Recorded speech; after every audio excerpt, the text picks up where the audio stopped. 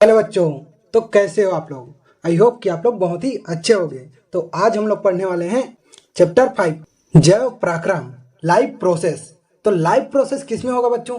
जो सजीव होगा, निर्जीव में तो नहीं होगा। अब सजीव क्या है? जो चल सकता है, जो घूम सकता है, वृद्धि कर सकता है, अपने समान जीव उत्पन्न कर सकता है, बीच सड़क पे रील बना सकता है, वो क्या है? सजीव है। अब जानवरों को छोड़कर मनुष्य ही रील बनाते हैं। और निर्जीव क्या है? जो चल फिर नहीं सकता, अपने समान जीव उत्पन्न नहीं कर सकता, अपना वृद्धि नहीं कर सकता, वो निर्जीव में आ जाता है। तो इतना समझ आ गया कि लाइफ प्रोसेस किस में होगा, जैव पराक्रम किस में होगा? जो सजीव है। तो जैव पराक्रम क्या होता है? तो ऐसा प्रोसेस जो हमारी शरीर के फंक्शन को मेंटेन करता है और हमारे सर्वाइवल के लिए जरूरी होता है, उसे हम जैव पराक्रम कहते हैं। तो जैव पराक्रम हमारी बॉडी में 4 प्रकार से होता है। कौन कौन सा? पोषण, श्वसन, परिवहन और उत्सर्जन। यदि इसी को इंग्लिश में बोले तो न्यूट्रिशन, रिस्पायरेशन और ट्रांसपोर्टेशन और एक्सक्रिएशन। तो सबसे पहले हम लोग देखते हैं न्यूट्रिशन यानी कि पोषण। तो पोषण भी यहाँ पर 2 प्रकार से होता है बच्चों। कौन कौन सा? तो सबसे पहले आता है ऑटोट्रोपिक न्यूट्रिशन, स्वपोषी पोषण, और विषमपोषी पोषण। तो सबसे पहले हम लोग देखते हैं स्वपोषी पोषण। तो वह जीव जो अपना भोजन स्वयं बनाता हो, किसी दूसरे जीव पर डिपेंड नहीं रहता है, उसे हम ऑटोट्रोपिक न्यूट्रिशन कहते हैं। मतलब खुद भोजन बनाकर ही खुद खाता है, उसे हम क्या कहते हैं? ऑटोट्रोपिक न्यूट्रिशन कहते हैं।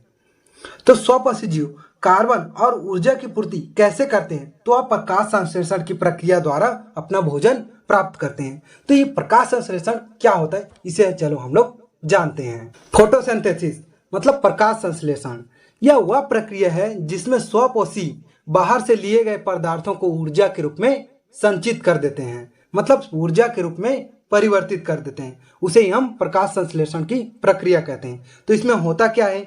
देखिए, प्रकाश संश्लेषण पेड़ पौधे ही करते हैं। तो कैसे करते हैं बच्चों? देखो है कि कार्बन डाइऑक्साइड और जल दोनों मिलकर क्लोरोफिल और प्रकाश की उपस्थिति में क्या होता है? कार्बोहाइड्रेट में परिवर्तित हो जाता है। मतलब रिएक्शन करके कार्बोहाइड्रेट में परिवर्तित कर दिया जाता है। और कार्बोहाइड्रेट पौधों को ऊर्जा प्राप्त करता है। और जो कार्बोहाइड्रेट ऊर्जा के रूप में प्रयुक्त नहीं होते हैं, उसे हम स्टार्च कहते हैं। मतलब वो स्टार्च के रूप में संचित हो जाते हैं। तो समझ आ गया कि फोटोसिंथेसिस होता क्या है? कार्बन डाइऑक्साइड और जल क्लोरोफिल और प्रकाश की उपस्थिति में कार्बोहाइड्रेट में परिवर्तित हो जाते हैं, उसे हम फोटोसिंथेसिस कहते हैं या तो प्रकाश संश्लेषण कहते हैं। अब हम पढ़ते हैं कि पौधे कार्बन डाइऑक्साइड कैसे प्राप्त कर। यदि हम पत्ती की सतह को सूक्ष्मदर्शी से देखें तो उसमें हमें छोटे छोटे छिद्र दिखाई देते हैं। तो इसी से प्रकाश संश्लेषण के लिए इन्हीं छिद्रों द्वारा गैसों का आदान प्रदान होता है।